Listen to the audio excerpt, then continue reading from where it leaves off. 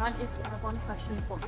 I was just wondering, what is your background? Like, what's your experience in the medical field? Right, my experience in the medical field is that I left training in physician medicine because of my experience in immunology. Yeah. But I'd worked in hospitals for a number of years and worked as a medical student and also as an intern and a registrar learning medicine.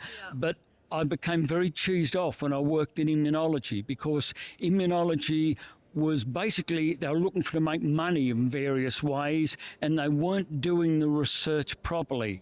People accepted what various institutions told them and they lacked critical understanding. And this was the immunological consultants, the people who were immunologists. I was only a trainee, and at that stage you just believe what you're told. And I thought when I'd made the connection between autoimmune disease increase and vaccine increase, I thought I'd found something, because we know that aluminium, a common constituent of vaccines, is used to stimulate an immune response. But it stimulates an immune response to the wrong things as often as the right things, rather than to the disease. The antigens are introduced, you can cause reaction to your own skin, your own DNA, your own blood cells, etc.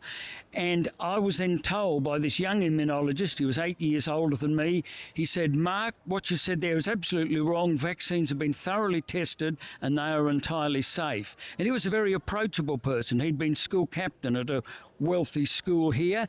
And he'd also did brilliantly in medicine, and he was also a Rhodes Scholar. And I didn't pick the nasty implications of that at the time. So I believed him for 30 years and only started to wake up in 2016, 2017, when I started to read about a reliable person, Joe Atwell, who described two of his grandchildren by different offspring of his getting autism, and both of his children who noticed that found that the autism arose after they got a vaccine. And so he read, and the doctors told the Joe Atwell's two children that the cause of the autism was a hereditary condition. So Joe Atwell investigated it, and he found the condition had never been described till 1938. And then, as he then realised, the doctors were being told what to think about autism, rather than being honest and say, look, there's a clear association with vaccination, as Dr. Andrew Wakefield had found some years earlier. So what's the connection between the vaccines and the autism? What in the vaccine is causing what you think? Well, I think it's a combination of aluminium plus various other compounds. I don't want to name, there's a great series of at least 20 compounds in it, and their interaction in some people is causing the autism reaction, but they're still researching autism there. But the important thing is the history. The mother gets the child jabbed, and then immediately when there's a very young child, their development starts going backwards. The mother makes a clear association, and the paediatrician who takes the history is then told, oh no, that's not relevant. And that's why Dr. Andrew Wakefield, who was a surgical trainee at the time, he was disciplined by the College of Surgeons in England and lost his place to become a surgeon. And so that extreme maltreatment of him, because he took a correct history, the mothers gave this history, and he was told to shut up about it. And he realised he was being censored because he brought out the truth. So you don't believe that autism was predisposed and the things didn't come up until later? Because a lot of children develop their traits quite late in autism. That's right, yes. Falsely make that connection. Well, wait a minute. Because the child loses their developmental milestones after they get the jab, although that only occurs in a minority of cases, what it does indicate is that the jab is of major importance. See, most children have had jabs and they do develop the autism only later, because there are many factors, including genetic factors. But people didn't develop autism until the 1930s. The condition was not described. Now, autism and attention deficit disorder are everywhere. Do you think that is because it wasn't recognised as a disease, though? Because no, I don't. A lot of mental disorders, depression, anxiety, a lot of this stuff was not recognised as a as happening. A lot of them was just described as loonies and thrown into sane asylum. Well, that's right. There was a lot of that. That's right, with Freud, etc., and people being thrown in lunatic asylums, etc. But there's a lot of corruption associated with that as well. If you look at Sigmund Freud's story about so-called hysterical women and what happened when he changed his mind from his original diagnosis of the problem. When they found a lot of women who were obsessed with sexual issues and they called them hysterical, he made the correct association, it's pretty clearly correct, that these girls had been molested by their father or uncles or whatever. But the psychiatrist in Vienna didn't like that. So the next year he came up with the idea of infant sexuality and all the ideas of Freud himself, and Freud himself came up with the idea of infant sexuality, and he was teaching then that the girls had dreamt this themselves and that they had some sexual dysfunction because their infant sexuality wasn't satisfied. So Freud changed his views on that, and that was brought out by a person, I think his name is Frank Masson. He was a person who was working in France, but I believe he lives in Sydney, Australia today, and he was the person who brought this out about Sigmund Freud. You need to read about that and find how the corruption of medicine goes back a long way. It's a little bit different to the vaccines, but we know that vaccines came much earlier from Edward Jenner. Yeah.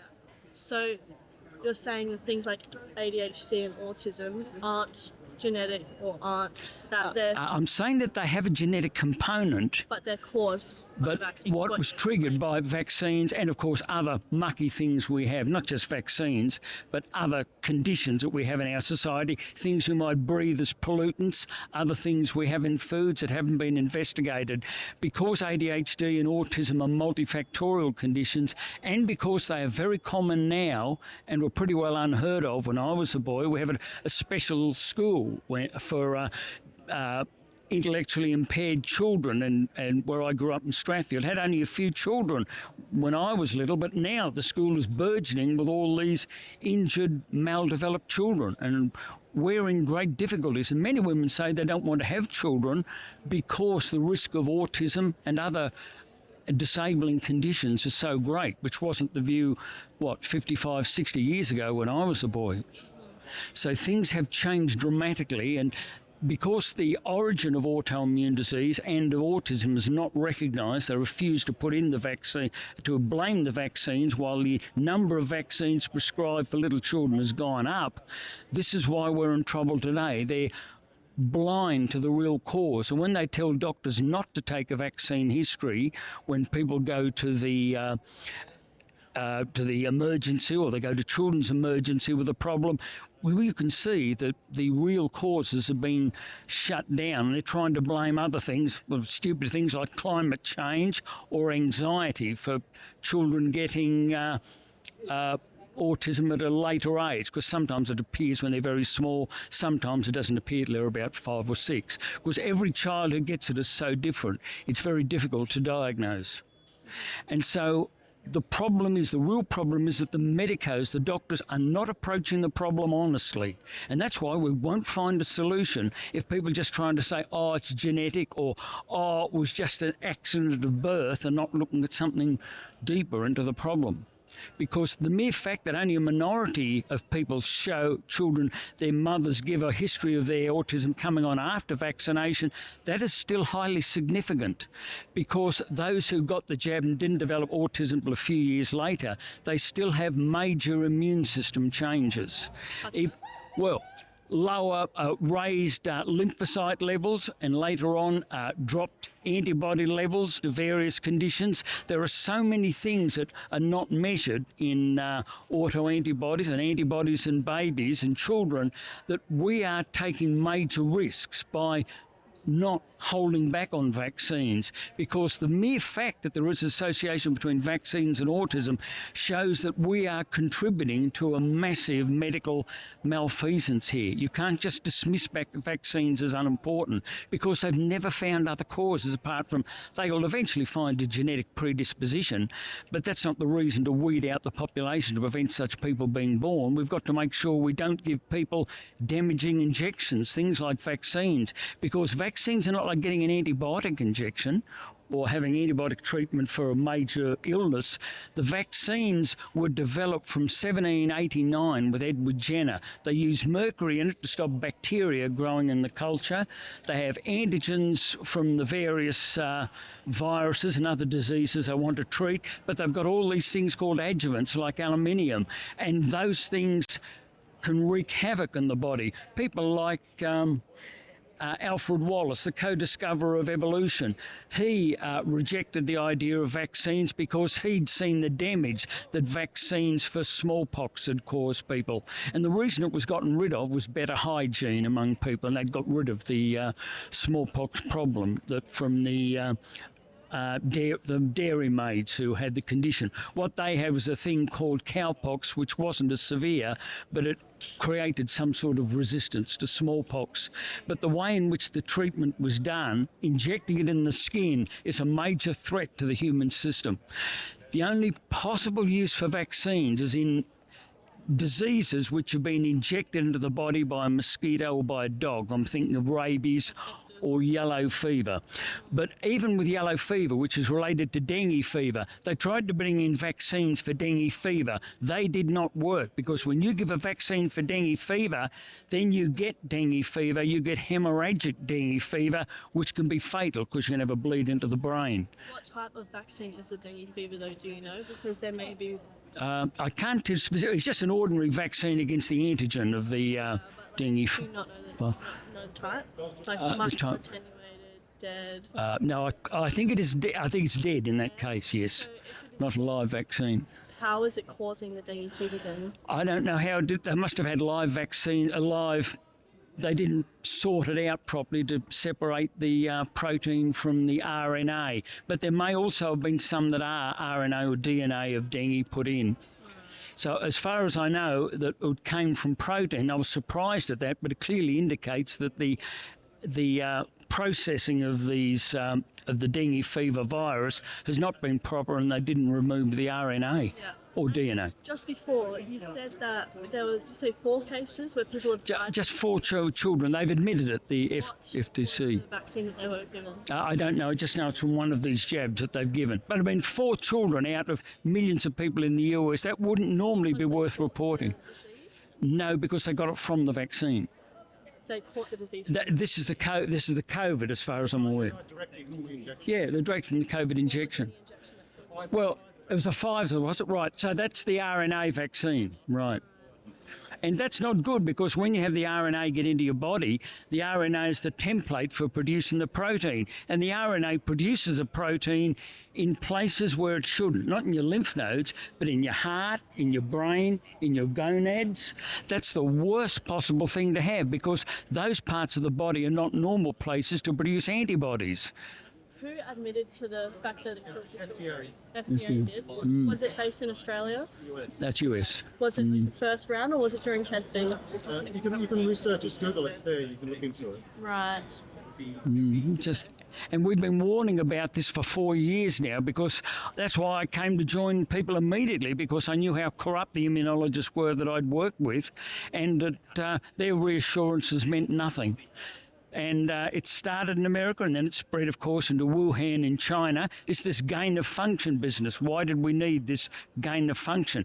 Gain-of-function means making the viruses or bacteria more effective, more lethal than they would be otherwise. And that's why it's very difficult to exculpate what our governments have done. And we also should exonerate the wonderful work of people like Judy Weilerman here in Australia and Andrew Wakefield in Britain, who then, after he was kicked out of his surgical training, had to go to America and get another job. But now he sees himself vindicated by the disastrous response to the COVID vaccines. What did you say his name was, sorry? Andrew Wakefield. There's so many.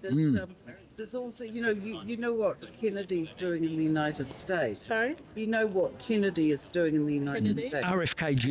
RFK Jr. You know what he's doing? I'm not up to date with American politics. Oh, What is he up to? absolutely exposing everything about the COVID and all about childhood immunisation. What party is he, sorry? He's with Trump. He's the He's with Trump. He was a Republican. Democrat, and he came over for Trump just for this job. Yeah. You know, it's Yeah. not. I mean, it's like nobody wants to be a Republican. It's just you're the other side. Yeah. Doing it. That's right. He's the nephew of John F. Kennedy, the president. Huge, if you see. They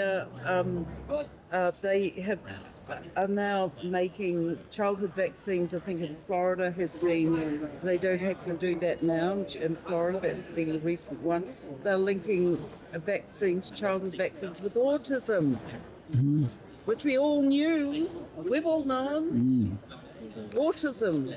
That's right. See, only a few mothers saw that because the autism came on quickly. The problem is that the latency period between the vaccine and the coming on of autism may be something like 2 years, and so mothers and others don't make the connection. Kennedy has fired most of the CDC, That's right. Centre of Disease Control, and now, of course, you've got getting one here, Centre of Disease Control. I don't know how that's going to pan out. Well, that's right. The problem is they're going to put people who are corrupt into it, like they've done with AHPRA, the Australian Health Professionals Regulatory Authority. I believe there's not even a single doctor on that.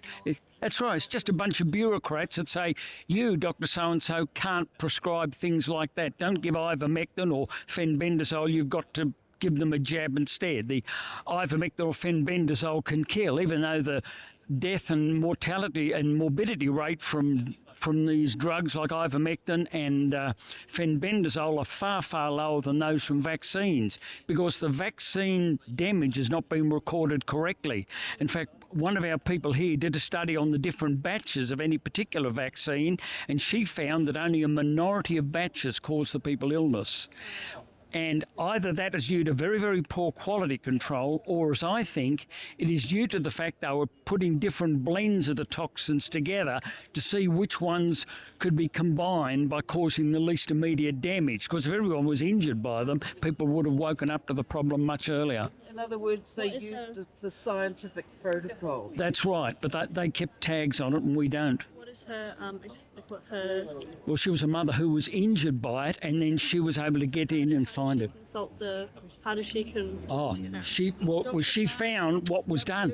Great, Juliet. Yes, Thank you very much thanks. That's okay. Good to see for you. what you're doing. Thanks. Yeah. Well, what she had done, she was able to get friends who allowed her into the vaccine areas. I mean, it is publicly So she available. didn't do it firsthand, it was through people. She had to do it through what was published, what the drug companies had done themselves. And she was able to get the batch numbers, and she found that only people with certain batch numbers were badly injured by the drug. Now, that's something that should have been publicised everywhere because the drug companies themselves knew it. Yeah. And that indicates to me that the vaccines have been different blends of the various toxic compounds have been added, and they're trying to work out what blend we can give that won't cause people these unintended reactions, because they're trying to give us these jabs in order to sterilise us. That's the main reason. Not that they're trying to kill people outright, but they're trying to stop men and women being fertile when they're adults, because the main protein product... infertility as well. That's what will be coming, but it's mainly children. Well, it has been proven for other things. There's already good indications that tetanus toxoid actually causes infertility. But the thing is that the protein that it's directed against is a spike protein of the COVID. Now, the spike protein of COVID resembles a human protein called syncytin, syncytin. Now, syncytin is needed for motility of sperm, and in particular, it's needed in a woman who wants to get pregnant for the ovum to actually attach to the uterus so a person can get pregnant. And if you have antibodies to the spike protein, you will get a cross reaction to the normal syncytin proteins. In other words, it becomes an auto-antibody and makes it all the harder for you to get pregnant. It's not an absolute denial of pregnancy, but it makes it harder. And you're probably well aware that most women who have children now are having children at a later time in life. And I think that's because of that? Or no, that's happening socially. People have been having... But the problem is that because those people get the jab, those people, because fertility tails off after the age of 30, if they'd had the jab and then they can't get pregnant, they'll be going to fertility clinics, spending more money for fertility doctors to try to get them to have a baby succeed. And what this COVID jab has done, it's given people strokes, epilepsy, heart attacks, and has made lots of money for these cardiologists, neurologists and immunologists treating all these sick people. So the government's been able to buy people off by giving the GPs 60. If you're in an independent practice, you get $80 a pop for getting someone to take the COVID jab. It's money for jam for GPs, and it also provides all the injured people lots of money for the cardiologists and neurologists, other doctors, and they're suddenly seeing they're getting a lot of money from the government and patients from this, but they're not told to investigate the underlying cause of this, and they're told to tell the people, well, you've got this block in your heart, it's irregular because, well, some say it's the jab, but we haven't found evidence of that in the journals. That's because the specialist doctors, there's so much research to be done, they read digest journals rather than the original journals because it's too much to read. And these digest journals, a person is hired by the drug company who's a cardiologist or neurologist himself. He reads the various articles, he writes a digest of it, but in that digest he makes a slant towards the particular drug company's own medications, and that fools the ordinary specialist doctors into accepting the wonder drug, the ever new wonder drugs that come forth from Big Pharma. I'd seen this in action. I didn't really understand it at the time when I was there, but I was quite shocked. But it's much more so now. Now they have these other journals, these digest journals, which they didn't have when I was going through. But I can tell you that in the New England Journal, there was a person who was an editor there. She was a retiring editor. Her name was Marcia Angel. And when she retired from the New England Journal in 1995, long before COVID, she said that 50% of papers in medical journals aren't worth the paper they're printed on. In other words, all this publish or perish stuff, and people are publishing very low quality articles. And after seeing that article in the New England Journal of Medicine, Shimabukuro, his name was Shimabukuro, it's a Japanese study that indicated that 90% of pregnant women who were jabbed in the early stage of pregnancy, they had a 80 to 90% spontaneous abortion rate. And yet the article still advised all pregnant women to get the jab for COVID. Miscarriage, or spontaneous abortion is miscarriage, that's right. And so they were still telling women to get the jab because this COVID was going to kill everybody. It was the worst flu there'd ever been. So the journal, which should have known better, was pushing all this COVID jabbing because there was an elite plan to force COVID jabbing on everybody and tell us that we need regular injections for our health. Because this is totally abnormal, because humans in the past and the whole animal kingdom never got injections and they survived, and we've evolved from animals that have had to deal with multiple injections in the past. But we've been acculturated, especially from the time of Edward Jenner, to having injections under the skin. And as is commonly said, they deny that Kissinger, Henry Kissinger actually said it, but he apparently said it at one of these conferences. He said, once we can get them to accept vaccination and regular vaccination, it's game over. We can get rid of all the rabble, all the ordinary people. We don't need them anymore.